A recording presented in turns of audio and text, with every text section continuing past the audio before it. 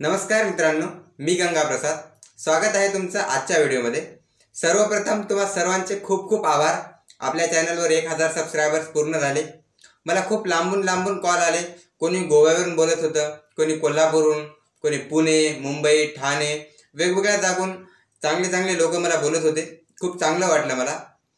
आणि या निमित्तानेच मी तुम्हा सर्वांसाठी घेऊन आलो आहे बेसिक्स ऑफ स्टॉक मार्केटवर कम्प्लिटली फ्री कोर्स, आणि तो देखील आपल्या मराठी मातृभाषेमध्ये. जास्त वेळ न घालवता बेसिक्स ऑफ स्टॉक मार्केट कोर्सचं पहिले लेक्चरला सुरुवात करूया. सगळ्यात अगोदर target audience.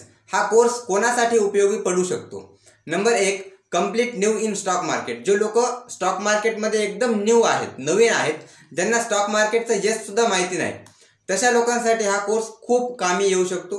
A to Z basic concept सगळे मी प्रॉपर स्वरूपाने या कोर्समध्ये एक्सप्लेन करणार आहे. त्यानंतर दुसऱ्या प्रकारचे some concept are clear but all are not and hence don't have confidence. असे काही लोक आहेत ज्यांचे काही कन्सेप्ट क्लिअर आहेत, परंतु सगळे कन्सेप्ट क्लिअर नसल्यामुळे त्यांना स्टॉक मार्केट इन्व्हेस्टिंगमध्ये कॉन्फिडन्स किंवा आत्मविश्वास येत नाही. तर अशा लोकांसाठी देखील हा कोर्स एक उत्तम कोर्स राहणार आहे. त्यानंतर तिसऱ्या प्रकारचे जे लोक आहेत, all knowledge are crystal clear. असे लोक आहेत ज्यांचे संपूर्ण बेसिक क्रिस्टल क्लिअर आहे. तशा लोकांसाठी देखील हा कोर्स एक रिव्हिजनसाठी खूप महत्त्वाचा कोर्स ठरणार आहे. सगळ्यात अगोदर मी तुमची या कोर्सबाबत एक्सपेक्टेशन सेट करतो की तुम्ही या कोर्समधून काय एक्सपेक्ट करू शकता. पहिला पॉईंट आहे, हा जो कोर्स आहे तो मराठी यूट्यूबमधला आतापर्यंतचा सगळ्यात बेस्ट कोर्स ठरणार आहे. दुसरी गोष्ट आहे, मी ॲज अ इन्फ्लुएन्सर म्हणून तुम्हाला कोणतंच काहीच शिकवत नाही. मी as a teacher of finance म्हणून तुम्हाला हे सगळं शिकवणार आहे. म्हणून कोर्स चालू असताना मी काही जर स्टॉकची नावे घेतली तर त्यांना डायरेक्ट जाऊन बाय किंवा सेल नाही करायचं. जर तुम्ही तसं करत असाल तर मला आणखी फ्रीली तुम्हाला माहिती सांगता येणार नाही. तिसरी आणि महत्त्वाची गोष्ट आहे मनी आणि knowledge. Money without knowledge is like a time bomb. अज्ञानी माणसाजवळ जास्त वेळ पैसा टिकत नसतो. आणि knowledge without money is like a पुस्सी बॉम्ब, फुसकी फटाकी, बोलायला तोंड मोठं. म्हणून दोन्ही पण गोष्टी महत्त्वाच्या असतात, money as well as knowledge. आणि या कोर्सच्या माध्यमातून नॉलेज मी जास्तीत जास्त चांगल्या रीतीने तुम्हाला देण्याचा प्रयत्न करेन. आणि चौथी गोष्ट आहे, देरे हरी पलंगावरी असं होत नाही माऊली.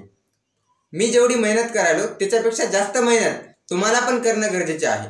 तुम्ही जर एफर्ट पुट कराल तर चांगले रिझल्ट तुम्हाला भेटू शकतात. ठीक आहे सर, इथपर्यंत आमच्या सगळं लक्षात आलं. परंतु आता तुम्ही आम्हाला सांगा, पहिल्या लेक्चरमध्ये तुम्ही आम्हाला काय शिकवणार आहात? तर बघ, पहिल्या लेक्चरमध्ये मी तुम्हाला काय शिकवणार आहे. सगळ्यात अगोदर तर स्टॉक मार्केट म्हणजे काय असतं हे मी तुम्हाला सांगणार आहे. यासाठी मी तुम्हाला एक गोष्ट सांगणार आहे. ती गोष्टीच्या माध्यमातून मी तुम्हाला हे एक्सप्लेन करणार आहे.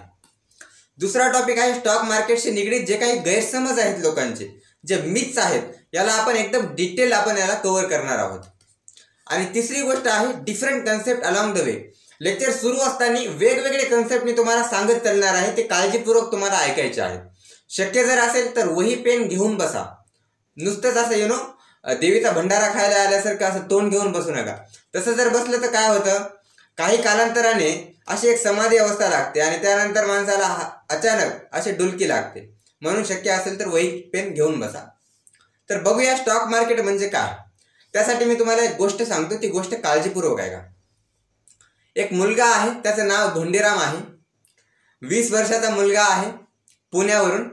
शिक्षणमध्ये त्याचं BCom झालं असेल किंवा मे बी कॉलेज ड्रॉपआउट असेल, बरेच जण असेच असतात. तर हा धोंडीराम आहे. धोंडीरामचा जो आहे तो वडापावचा बिझनेस आहे. धोंडीराम एक महत्त्वाकांक्षी आणि दूरवर दृष्टी ठेवणारा व्यक्ती आहे आणि वेगवेगळे पुस्तकं तो वाचत राहतो. मग एका दिवशी धोंडीरामच्या मनात काय आलं की आपण काय करूया, आपला जो बिझनेस आहे ना वडापावचा, या बिझनेसला आपण एक्सपान्शन करूया या बिझनेसला आपण वाढवूया. मग काय, धोंडीरामच्या मनात विचार आल्यानंतर धोंडीरामनं कामाला सुरुवात केली. जो काही त्याचं एक आउटलेट होतं, एक हॉटेल होती, हॉटेलमधला जो काही पैसा आहे तो जे पैसा आलाय ते पुन्हा बिझनेसमध्ये तो लावू लागला. हे एक हॉटेल होतं, या पुन्हा बिझनेसमध्ये हा पैसा लावत होता. एका हॉटेलची त्याने 2 हॉटेल केले, 2 हॉटेलची त्याने 4 हॉटेल केले. परंतु संपूर्ण पुण्यामध्ये त्याला पसरायचंय. 10-12 त्यांना चांगले आउटलेट पाहिजे. तर एवढा पैसा मग आता कुठून येणार? तर पहिल्यांदा तो ज्या गुंतवणूकदाराजवळ जातो किंवा कोणता पण बिझनेसमॅन पहिल्यांदा जो गुंतवणूकदाराजवळ जातो त्याला आपण एंजल इन्व्हेस्टर्स म्हणत असतो. हा एंजल इन्व्हेस्टर स्वतः देखील एक बिझनेसमॅन असतो, ज्याची नेट संपत्ती जी आहे ती 100-200 करोडची असते. आणि तो वेगवेगळ्या स्टार्टअपमध्ये गुंतवणूक करत असतो. तर धोंडीराम गेला या एंजल इन्व्हेस्टरजवळ आणि याला म्हणाला, सर मी नाही का माझ्या कंपनीचा 10% हिस्सा म्हणजे 10% शेअर तुमच्या नावे करून टाकतो, तुम्ही मला 1 करोड रुपये द्या बिझनेस करण्यासाठी. मग एंजल इन्व्हेस्टर उठले की सुटले, देईल का 1 करोड रुपये? नाही देणार. एंजल इन्व्हेस्टरनं प्रॉपर स्वरूपानं रिसर्च केली, त्यानंतर धोंडीरामची देखील मानसिकता बघितली, धोंडीरामची कॉम्पिटन्स त्याने चेक केली. सगळं चेक करून त्याच्या लक्षात आलं, ठीक आहे एक चांगला बिझनेस मॉडेल या ठिकाणी बनू शकतो. 1 करोड देतो आणि 10% तुझ्या कंपनीचा मी नावे करून घेतो. म्हणजे 10% कंपनीचा शेअर्स त्याने घेतला, म्हणजे भागीदारी घेतली. आता लक्षात राहू द्या, पुढे चांगल्या रीतीने गोष्टी कळणार आहेत तुम्हाला. त्यानंतर धोंडीरामनं पुणे शहरामध्ये 10-12 हॉटेल म्हणजे फ्रँचायझी चालू केल्या आणि भरपूर धंदा सुरू झाला धोंडीरामचा चांगल्या रीतीने. वडापावची टेस्ट एकदम बढिया होती धोंडीरामच्या. त्यानंतर जो काही पैसे आले ते परत धंद्यामध्ये तो इन्व्हेस्ट करत आहे आणि धोंडीरामनं 4 ते 5 जिल्ह्यामध्ये आपले आउटलेट उघडले. परंतु आता धोंडीरामची जी महत्वाकांक्षा आहे ती आणखी वाढली. धोंडीराम म्हणला, माझ्या पुणे जिल्ह्याच्या मातीची चव वडापावच्या माध्यमातून मी संपूर्ण महाराष्ट्राला दाखवणार. मग धोंडीराम जो आहे तो VC कडे गेला. लक्षात घ्या, व्हेंचर कॅपिटल. VC काय असतं? व्हेंचर कॅपिटल फर्म्स असतात, कंपन्या असतात, यांच्याजवळ अमाप पैसा असतो. यांच्याजवळ जाऊन म्हणाला, तुम्ही काय करा, मला 20 करोड द्या आणि माझ्या कंपनीचा 20% हिस्सा तुम्ही घेऊन टाका, शेअर्स घेऊन टाका. मग हे VC कंपन्या ज्या आहेत त्यांनी या धोंडीरामच्या कंपनीची प्रॉपरली अनालायसिस केली. या VC कंपन्यांच्या स्वतःच्या रिसर्च एजन्सीज असतात, यांच्याकडे या धोंडीरामच्या कंपनीचे त्यांनी रिपोर्ट दिले आणि प्रॉपर विश्लेषण करून यांना एक कन्व्हिक्शन वाटलं की ठीक आहे आम्ही गुंतवणूक करू शकतो. धोंडीरामला 20 करोड दिले. मग धोंडीरामनं संपूर्ण महाराष्ट्रामध्ये आउटलेट उघडले आणि जे धोंडीरामचा ब्रँड होता ते एक मोठा ब्रँड त्याने तयार केला. आणखी धोंडीराम म्हणला, आता ही पुणे जिल्ह्याची चव मी संपूर्ण भारतभरामध्ये आणि जगामध्ये पसरणार. मग धोंडीरामनं स्वतःच्या कंपनीचा IPO आणला, इनिशियल पब्लिक ऑफरिंग.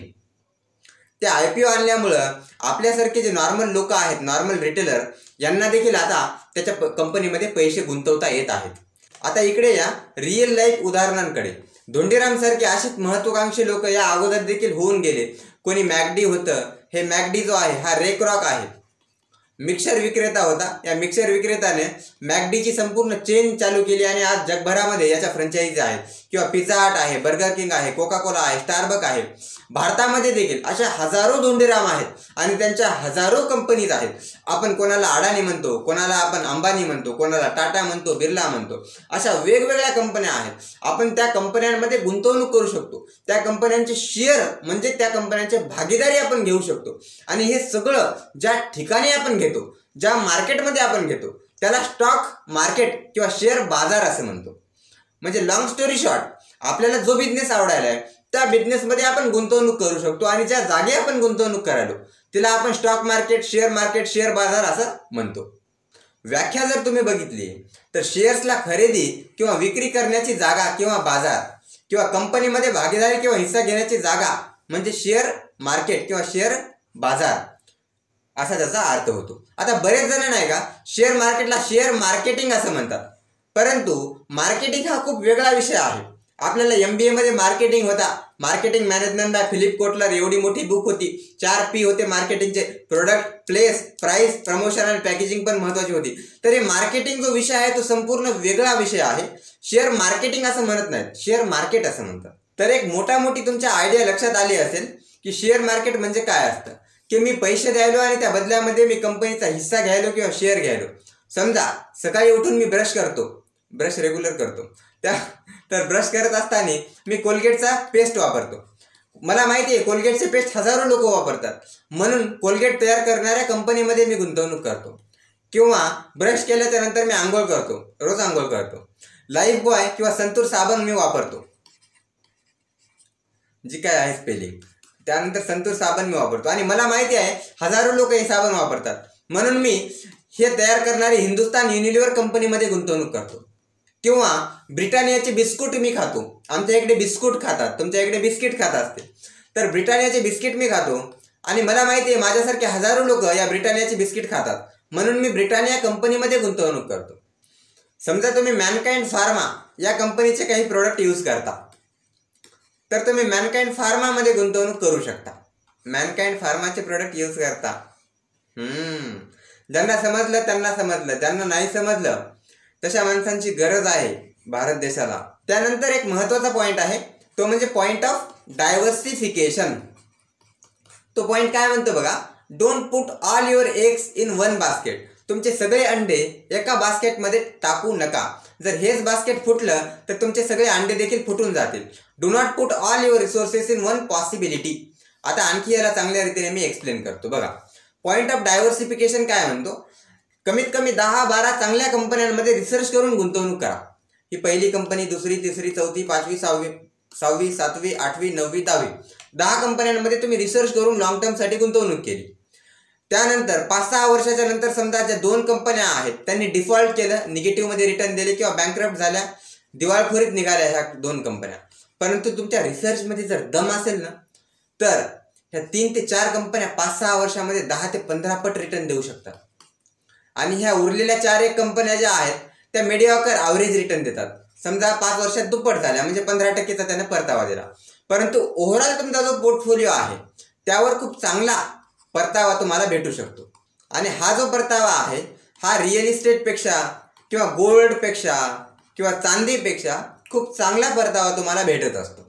हा एक महत्त्वाचा पॉईंट असतो स्टॉक मार्केट इन्व्हेस्टिंगमध्ये. आता पुढचा पॉईंट बघा, तो खूप इंटरेस्टिंग पॉईंट आहे. तो म्हणजे माझी सुरुवात, स्टॉक मार्केटमध्ये माझी सुरुवात कशी झाली. तर सगळ्यात अगोदर मी क्लास 9वी मध्ये होतो, 9th मध्ये. त्यावेळेस मी परभणीच्या एका स्कूलमध्ये होतो, नूतन विद्यालय, मराठवाड्यामध्ये जे आहेत त्यांना माहिती असेल.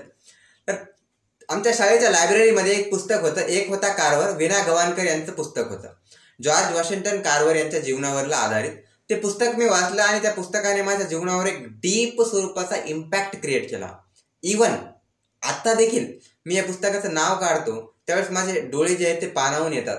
आता देखील त्या पुस्तकातले काही महत्त्वाच्या गोष्टी माझ्या हृदयामध्ये येऊन घर केलेल्या आहेत, माझ्या हृदयामधून त्या बाहेर पडायला उत्सुक होतात. तर या पुस्तकानं माझ्या जीवनामध्ये खूप डीप इम्पॅक्ट क्रिएट केला होता, खूप मोटिवेट केलं होतं या पुस्तकाने मला. तेव्हापासून मी पुस्तकं वाचण्याचा सपाटा लावून टाकला. त्यानंतर मी 10वीला आलो. 10वीला आल्याच्या नंतर चांगला अभ्यास केला. हे आमचे प्रिन्सिपल सर आहेत आणि हा मी आहे 10वीचा गंगाप्रसाद. त्यानंतर 10वीची एक्झाम दिल्यावर, बोर्डाची परीक्षा दिल्याच्या नंतर खूप वेळ बाकी होता आणि त्या ठिकाणी 10वीच्या एक्झाम नंतर मी भरपूर पुस्तकं वाचली. त्यापैकीच एक पुस्तक होतं रॉबर्ट कियोसाकीचं, रिच डॅड पुअर डॅड. श्रीमंत वडील आणि गरीब वडील. आणि श्रीमंत माणसं स्वतःच्या लेकरांना काय शिकवतात जे गरीब माणसं शिकवत नाही. ते पुस्तक वाचल्याच्या नंतर मला भरपूर गोष्टी लक्षात आल्या, स्पेशली बिझनेसविषयी, इन्व्हेस्टिंगविषयी, स्टार्टअप्सविषयी, ऑन्टरप्रिनरशिपविषयी बऱ्याचशा गोष्टी लक्षात आल्या. आणि त्यानंतर मी स्टॉक मार्केटविषयी जास्तीत जास्त वाचायला सुरुवात केलं. नंतर मी वॉरन बफेटची बायोग्राफी वाचली. वॉरन बफेटचे मागचे 50-60 वर्षाचे जे न्यूजलेटर्स आहेत ते देखील मी वाचून काढले आणि नंतर मला खूप आवड निर्माण झाली.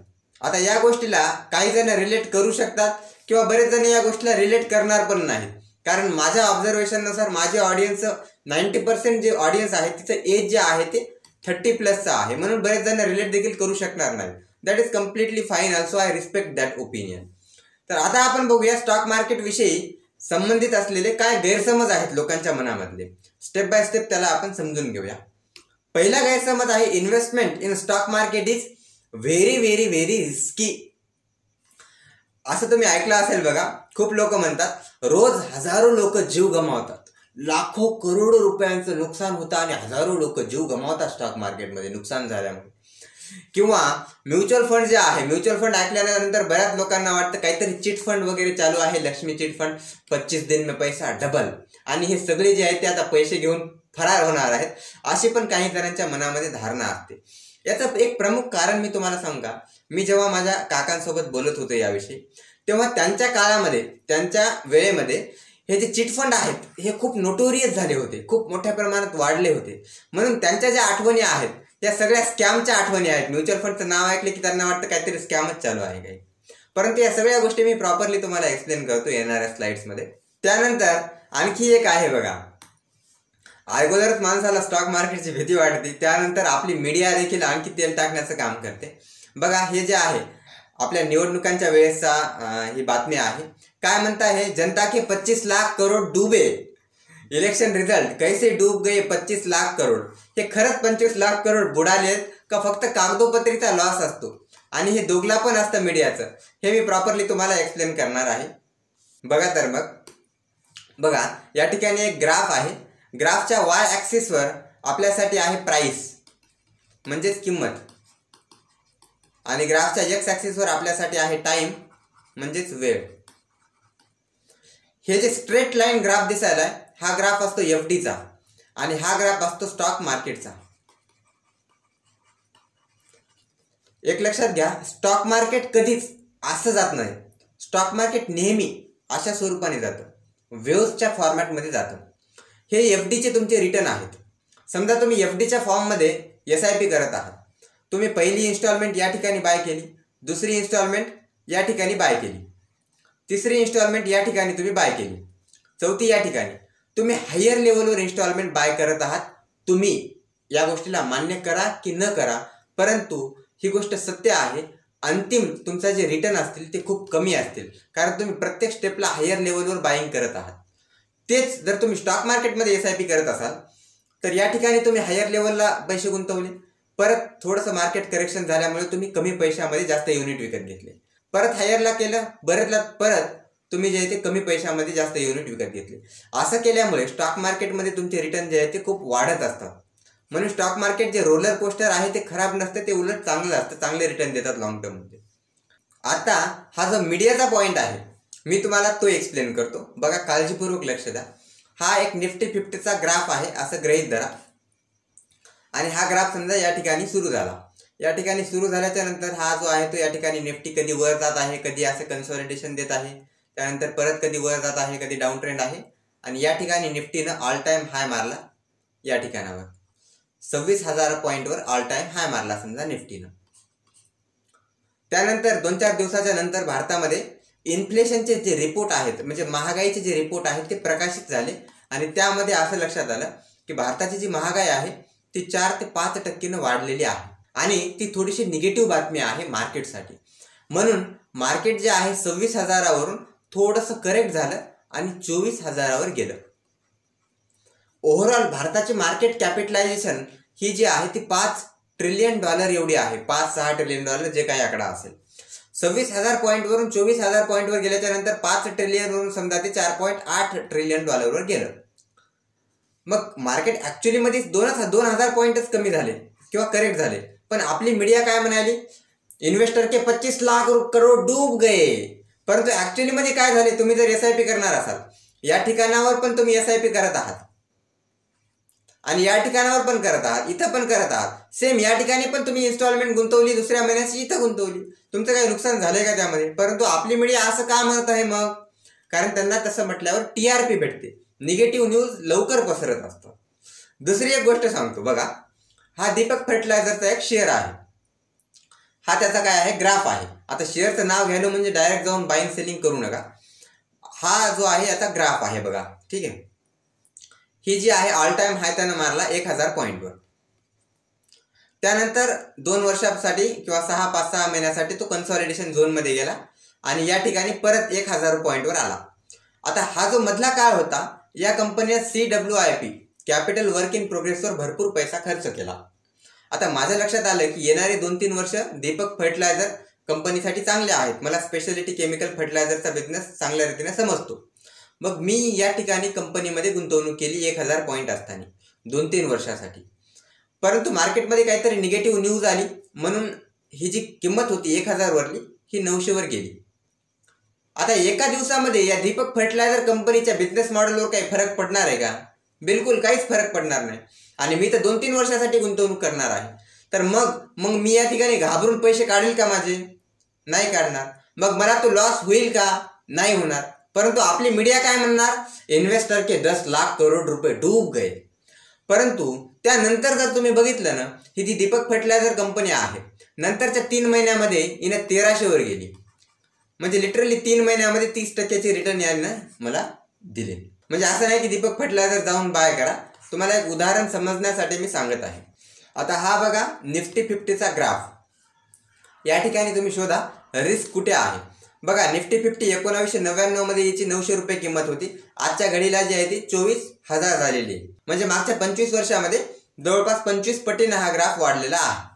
म्हणजे जर लॉंग टर्म मध्ये जर तुम्ही बघितलं तर या ठिकाणी स्टॉक मार्केट नेहमी वाढतंच. लॉंग टर्म मध्ये माणूस असो की स्टॉक मार्केट असो सगळ्यांना जायचं वरच असतं. सेम या ठिकाणी निफ्टीनं काय झालेलं आहे, वर गेलेली आहे. परंतु तुम्ही शॉर्ट टर्म मध्ये जर बघितलं, या ठिकाणी 2008 मध्ये एक मोठी क्रायसिस आली होती आणि 2008 पासून या ठिकाणावर तुम्ही बघू शकता एक चांगला क्रॅश झाला मार्केट. परत तो मार्केट जो आहे तो वाढला आणि 2020 मध्ये पुन्हा एक मोठा क्रॅश, त्याला आपण कोविडचा क्रॅश म्हणतो, तो कोविडचा क्रॅश 2020 मध्ये झाला. पुन्हा मार्केट 40-50% पडलं आणि परत रिकवर झालं. त्यानंतर परत तुम्ही सेन्सेक्सचा देखील ग्राफ बघू शकता. सेन्सेक्स म्हणजे सेन्सिटिव्हिटी इंडेक्स, ते देखील तुम्ही बघा. सुरुवातीला 1986 मध्ये 561 किंमत होती. आजच्या घडीला तो 80,000 एवढ्या किमतीवर आहे आणि लॉंग टर्म साठी तो देखील वाढत आहे. परंतु शॉर्ट टर्म मध्ये या ठिकाणी 2008च्या वेळेस करेक्ट झाला होता, 2020च्या वेळेस देखील करेक्ट झाला होता. शॉर्ट टर्म मध्ये रिस्क असतो का? हो, रिस्क असतो. आणि लॉंग टर्मचा जर विचार करून चांगल्या कंपन्यांमध्ये प्रॉपरली डायव्हर्सिफाय करून जर तुम्ही गुंतवणूक करत असाल तर चांगला परतावा भेटतो आणि रिस्क देखील खूप कमी असतो स्टॉक मार्केटमध्ये, जे की मी तुम्हाला आता प्रूव्ह करून या ठिकाणी दाखवलं आहे. आता एक महत्त्वाचा पॉईंट मी तुम्हाला सांगतो, ते काळजीपूर्वक आहे का.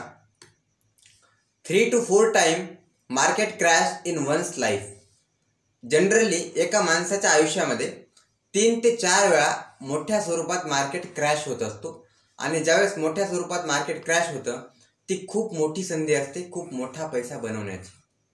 बापरे सर, एवढं बोल्ड स्टेटमेंट तुम्ही का वापरला की मार्केट क्रॅश झाल्यावर मोठा पैसा कसा बनतो सर? मार्केट क्रॅश झाल्यावर तो पैसा कमी व्हायला पाहिजे.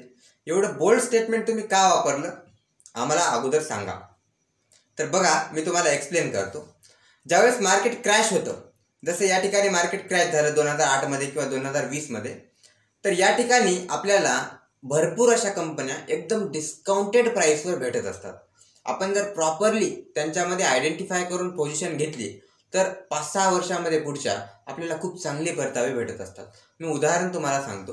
टाटा मोटर कंपनी आहे, टाटाची रिनाऊन कंपनी. त्यानंतर ही जी टाटा मोटर कंपनी आहे 2020 मध्ये हिच्या ग्राफची किंमत बघा 70 रुपये होती आणि आताच्या लेवलला ते 800 रुपये आहे. म्हणजे लिटरली 10 ते 12 पटीनं किंमत वाढली मागच्या 4 वर्षामध्ये.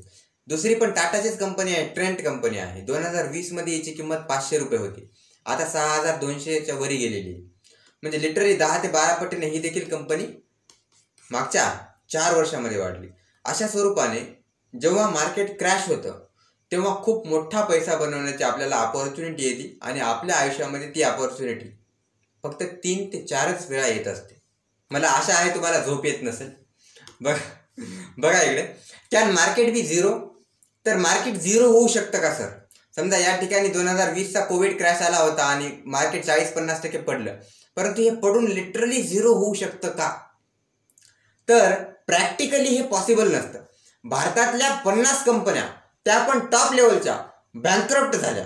प्रॅक्टिकली हे पॉसिबल नाही. सगळेजण काम करायलेत, कर्मचारी काम करत आहेत आणि ओव्हरऑल सगळेजण काम करायलेत. आपण अगोदर गुफेमध्ये राहायचो, त्या ठिकाणी भाजून आपण अन्न खायचो. आता आपण ऑनलाईन स्विगी झोमॅटोच्या मदतीने आपण ऑर्डर डिलिव्हरी करू शकतो किंवा ऑर्डर मागू शकतो. म्हणजे आपण प्रगती केली आणि मानव जातीने जी प्रगती केलेली आहे म्हणून स्टॉक मार्केट देखील वर जाते आणि इकॉनॉमी देखील वरच जात असते. ती झिरो होऊ शकत नाही. ही झिरो कधी होईल? ज्यावेळेस समजा पृथ्वीवर खूप मोठी उल्का पडली आणि 50% पॉप्युलेशन नष्ट झाली, त्यावेळेस अशी पॉसिबिलिटी आहे की 50 कंपन्या ज्या आहेत त्या झिरो झाल्या. मग त्यावेळेस पैशाला तुम्ही घेऊन पण काय करणार आहात? अर्धे लोक जर मेले तर पैशाची काय व्हॅल्यू राहणार आहे ती? बरोबर आहे की चूक आहे? कमेंट करून सांगा मला. त्यानंतर दुसरा एक गैरसमज आहे बघा, you need a very good finance degree. तुम्हाला खूप चांगली फायनान्स डिग्री लागते स्टॉक मार्केटमध्ये गुंतवणूक करण्यासाठी. तुम्हाला राधाकृष्ण दमानी माहिती असतील बघा, कॉलेज ड्रॉपआउट आहेत. ते फक्त 12वी पास आहेत, परंतु $22 बिलियन, $1 बिलियन म्हणजे 8,000 करोड, ते एवढी जास्त त्यांची संपत्ती आहे. किंवा तुम्ही वॉरन बफेट माहिती असेल, वॉरन बफेट देखील कॉलेज ड्रॉपआउट आहेत.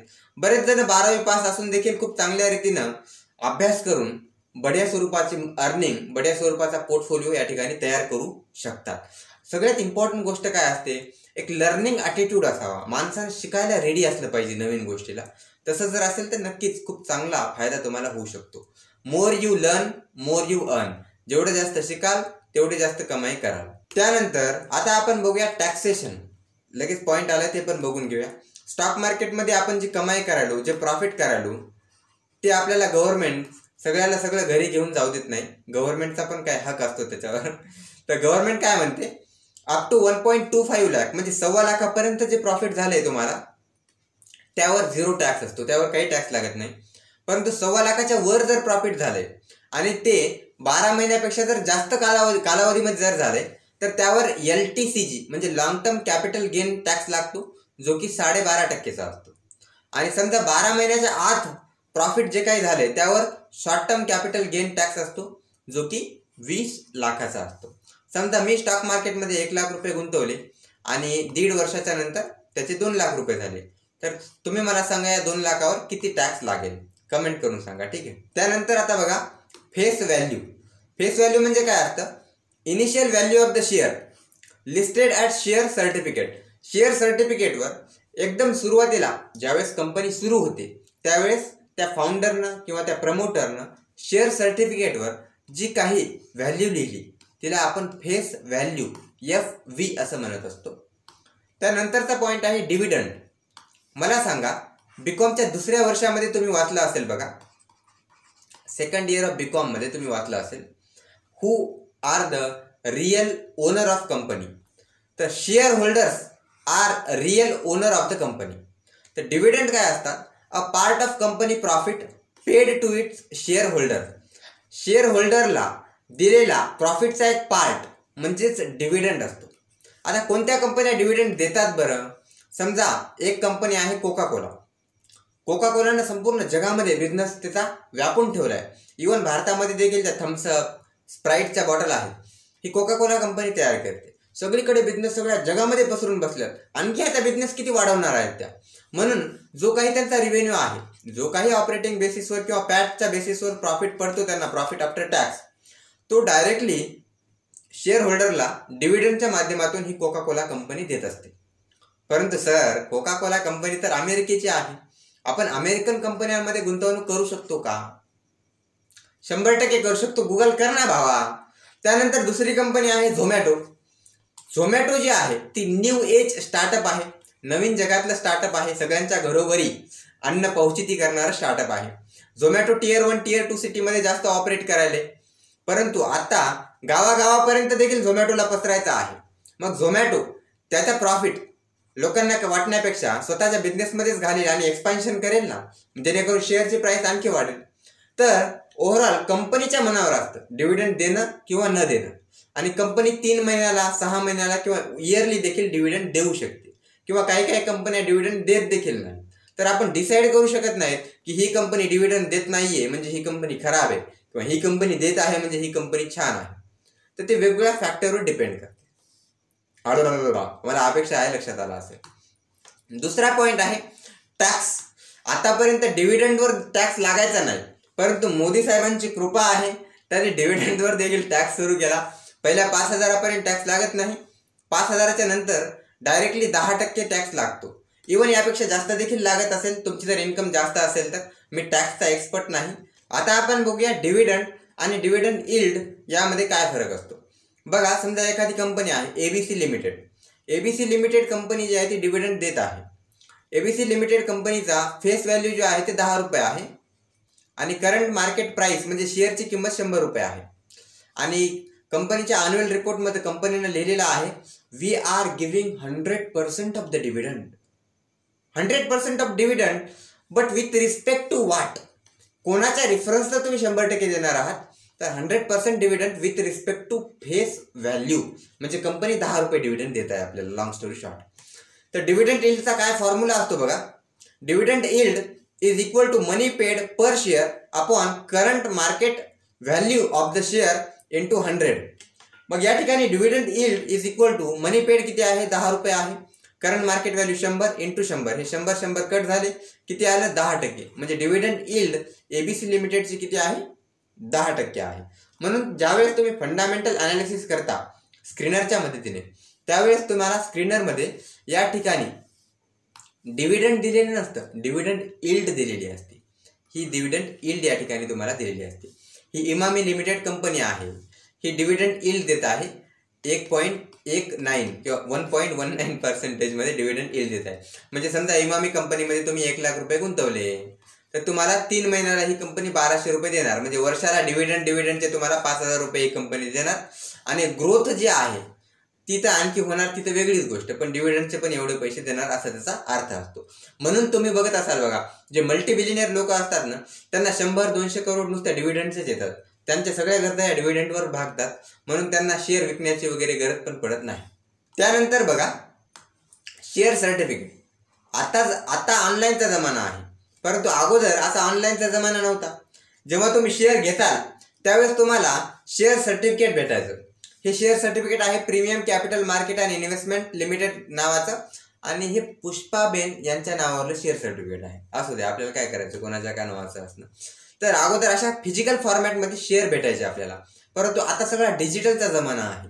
आपल्याला आता डीमॅट फॉर्ममध्ये शेअर भेटतात आणि डीमॅट अकाउंटमध्ये आपल्या ते स्टोअर पण होतात. डीमॅटचा काय अर्थ असतो, डिमटेरियलाइज्ड, म्हणजे कोणत्याच स्वरूपाचा कागद वगैरे नाही, फिजिकल स्वरूपात नाही, डिजिटल स्वरूपात आहे, डीमॅट स्वरूपात आहे. ऑफलाईन शेअर सर्टिफिकेटची गोष्ट ऐकल्यानंतर एक पॉप्युलर गोष्ट आपल्या लक्षात येते बघा, ती म्हणजे MRFची स्टोरी. एक आजोबा होते, त्या आजोबांनी 1990 MRFचे 2000 शेअर्स विकत घेतले होते. काही जॉबला वगैरे असतील, काही असतील, 2000 शेअर्स त्यांनी विकत घेतले. त्यानंतर दुर्दैवाने त्यांना नाही का अर्धांगवायूचा झटका आला, पॅरालायसिसचा झटका आला, आणि 2017-18 पर्यंत ते जे पैसे होते ते कोणालाच कळाले नाही. मग एका दिवशी त्यांचा जो नातू होता त्यांची अलमारी साफ करत होता, आणि अलमारी साफ करत असताना प्रॉपरली त्यांनी काय बघितलं, सगळे हे शेअर बघितले, 2000 शेअर, जे की एकदम फिजिकल फॉर्ममध्ये होते. आणि त्यानंतर त्याला कळालं या शेअरची किंमत जी आहे ती आता 130 करोड रुपये झाली. मग त्याने ते डीमॅटमध्ये कन्वर्ट केले आणि 130 करोड रुपयाचे शेअर जे आहे ते विकून टाकले. विचार करा, मिडल क्लास फॅमिलीला अचानक 130 करोड रुपये येऊन टपकले, म्हणजे किती मोठी गोष्ट आहे ती. त्यानंतर तिसरा गैरसमज आहे बघा, बाय अँड फॉरगेट अप्रोच. बरेच जण म्हणतात एकदा शेअर घ्या आणि विसरून जा, परंतु सगळ्या कंपन्या MRF सारख्या दमदार कंपन्या नसतात. कारण बऱ्याच वेळा काय होतं, कंपनीचा शेअर 20 रुपयांवरून 200 रुपयांवर जातो आणि परत 200 रुपयांवरून तो 20 रुपयांवर येतो. म्हणून बाय आणि फॉरगेट अप्रोच हे चांगलं नसून बाय आणि मॉनिटर, म्हणजे त्यावर लक्ष ठेवायचं, त्याचे कॉल वाचायचे, ॲन्युअल रिपोर्टला लक्ष द्यायचं, हे महत्त्वाचं असतं. आणि हे 200वर गेल्याच्या नंतर प्रॉफिट बुक करून घ्यायचं. त्यानंतर चौथा एक महत्त्वाचा गैरसमज आहे, fallen angels will go back up eventually. म्हणजे जे स्टॉक खूप चांगल्या स्वरूपाने खाली पडलेत ते कधी ना कधीतरी वर येतातच, अशी साधारण माणसांची अपेक्षा असते किंवा असं त्यांचा एक समज असतो.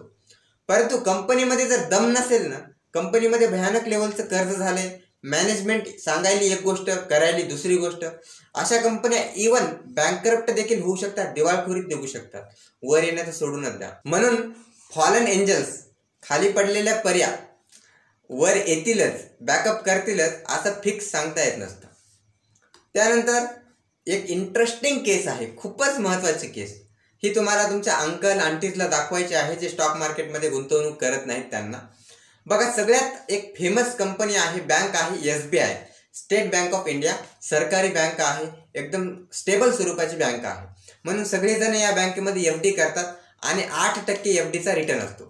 परंतु तुम्हाला माहिती आहे का, SBI बँक ज्या वेळेस लिस्टेड झाली त्या लिस्टिंगपासून आतापर्यंत या बँकेनं 17 ते 18%चा परतावा दिला आहे. मग तुम्हाला बँकेवर विश्वास आहे, मग FD करण्यापेक्षा त्याच्या शेअरमध्ये गुंतवणूक करा. 8%च्या ऐवजी 17-18%चा तुम्हाला रिटर्न भेटतो. त्यामध्ये काय विषय आहे त्यामध्ये तुम्हाला. त्यानंतर आजच्या लेक्चरमधला सगळ्यात लास्टचा टॉपिक आपण बघणार आहोत, तो म्हणजे स्टॉक स्प्लिट. स्प्लिट या शब्दाचा अर्थ असतो तुकडे करणे किंवा 2 भागामध्ये विभागणी करणे. तर एखादी कंपनी आहे, समजा ABC लिमिटेड कंपनी आहे, ती कंपनी स्टॉक स्प्लिट का करत असेल बरं. समजा एखाद्या कंपनीचा शेअर जो आहे त्याची प्राइस आहे खूप जास्त आहे, 1 लाख रुपये आहे एका शेअरची प्राइस. तर तशा वेळेस त्या कंपनीमध्ये लिक्विडिटी खूप कमी होते. लिक्विडिटी म्हणजे काय सर, लिक्विडिटी म्हणजे देवाणघेवाण. देवाणघेवाण खूप कमी होते. मग देवाणघेवाण कमी झाल्यामुळे स्प्रेड जो आहे तो खूप वाढतो आणि ही एक निगेटिव्ह गोष्ट असते. मग हे टाळण्यासाठी कंपनी स्वतःचा शेअर जे ती स्प्लिट करते, शेअरची व्हॅल्यू अर्ध्यामध्ये किंवा 1/4 मध्ये करत असते. समजा या ठिकाणी एखादी कंपनी आहे ABC लिमिटेड कंपनी, 1 लाखाचा शेअर होता, तो 50,000वर तिने करून टाकला. म्हणजे शेअरची प्राइस काय झाली या ठिकाणी, हाफ झाली. मग शेअरची प्राइस ज्यावेळेस हाफ होते त्यावेळेस नंबर ऑफ शेअर्स काय होतात, डबल होतात. कारण विचार करा, तुम्ही जर या कंपनीचा शेअर घेतला असेल, 1 लाखाला त्या शेअरची किंमत असेल, अचानक त्याची जर किंमत 50,000 झाली तर तुम्हाला ती बरोबर वाटेल का? नाही ना. आणि ते जे आहे ते मोरली किंवा इथिकली बरोबर आहे का? नाही. म्हणून अगोदर तुमच्याजवळ 1 शेअर होता, त्याची किंमत 1 लाख होती. आता तुमच्याजवळ 2 शेअर आहेत परंतु त्याची किंमत 50,000 आहे, असा त्याचा अर्थ होतो. मग नंबर ऑफ शेअर काय झाले, डबल झाले. फेस व्हॅल्यू त्याची हाफ होत असते. प्राइस जी आहे त्याची ती या ठिकाणी हाफ झालेली आहे. ओव्हरऑल मार्केट कॅप सेम राहतं, मार्केट कॅप चेंज होत नसतं. त्यानंतर एक रिसेंटचं उदाहरण आहे, एक कंपनी आहे फार्मास्युटिकल इंडस्ट्रीमधले डॉक्टर रेड्डीज लॅब. इथं जो आहे तो स्टॉकची स्प्लिट झालेली आहे. 1/5 मध्ये स्टॉकची स्प्लिट झाली, म्हणजे नंबर ऑफ शेअर काय झाली, 5 पटीने वाढली. समजा मी डॉक्टर रेड्डीज लॅब घेऊन ठेवली असेल, माझ्या पोर्टफोलिओमध्ये अगोदर 10 शेअर असतील, तर आता किती शेअर होतील, ते 50 शेअर होतील. परंतु त्याची किंमत जी आहे ती 1/5 स्वरूपाने कमी होईल, हे पण इम्पॉर्टंट आहे. फेस व्हॅल्यू देखील अगोदर 5 होती, ती आता 1 झाली. लक्षात घ्या, एक फॅक्टर जो आहे तो 5 पटीनं वाढला आणि दुसरा फॅक्टर जो आहे तो 5 पटीनं कमी झाला. हे आणि हे कटलं, शेवटी उरलं काय, सेम. म्हणून मार्केट कॅप जी आहे ती सेम राहत असते. आता एक लास्टचा पॉईंट जो की खूप महत्त्वाचा पॉईंट आहे, त्याला चांगल्या रीतीने लक्षात घ्या, त्यानंतर मग आपलं लेक्चर संपतं. How companies trick retail investor. Retail इन्व्हेस्टरला, साधारण इन्व्हेस्टरला कंपनी कशी मूर्खात बनवतात. बघा, 2 कंपन्या आहेत. एक आहे येस बँक, दुसरी आहे SBI. येस बँकेच्या शेअरची किंमत आहे 20 रुपये, SBIच्या शेअरची किंमत आहे 841 रुपये. मला सांगा कोणती कंपनी स्वस्त असेल? येस बँक स्वस्त असेल, बरोबर की नाही? येस बँक स्वस्त असेल, बरोबर आहे. चूक, SBI स्वस्त आहे. कारण जर तुम्ही PE रेशो बघितला तर येस बँकेचा PE रेशो 35 आहे आणि SBIचा PE रेशो हा 10 आहे. SBI जी आहे ती एकदम भंगार बँक आहे, बेकार बिझनेस मॉडेलची कंपनी आहे, बँक आहे. आणि SBI चांगली आहे, तरी देखील येस बँक जी आहे जास्त PE वर ट्रेड करत आहे, SBI जी आहे ती कमी PE वर ट्रेड करत आहे. प्राइस कमी असल्यामुळे साधारण लोक जे आहे ते फसतात आणि बऱ्याच जणांना वाटतं बँक जी आहे ती खूप स्वस्तात भेटायली काय, परंतु ॲक्च्युलीमध्ये असं नसतं. तर मित्रांनो, बेसिक ऑफ स्टॉक मार्केट कोर्सचं हे होतं पहिले लेक्चर. मला माहिती आहे लेक्चर थोडंसं लांब झालं असेल, परंतु मेहनत घेण्याची तयारी राहू द्या. 10 मिनिटामध्ये कोणाला स्टॉक मार्केट शिकता येत नसतं. जर व्हिडिओ तुम्हाला आवडला असेल तर व्हिडिओला मित्रांनो लाईक करा, चॅनलला देखील सबस्क्राईब करा. कारण या चॅनलवर स्टॉक मार्केटशी निगडीत बेस्ट ऑफ बेस्ट स्वरूपाचं कॉन्टेंट मी रेग्युलरली अपलोड करत असतो. जेवढी माझी स्टॉक मार्केट विषयीची अंडरस्टँडिंग आहे तेवढीच अंडरस्टँडिंग तुमची देखील होऊ शकते, तर तुम्ही रेग्युलरली या चॅनलचे व्हिडिओ बघत राहत असाल तर. इथपर्यंत व्हिडिओ बघितल्याबद्दल खूप आभार. आपण पुन्हा भेटूया दुसऱ्या लेक्चरमध्ये. तोपर्यंत तुम्हा सर्वांना हॅपी इन्व्हेस्टिंग.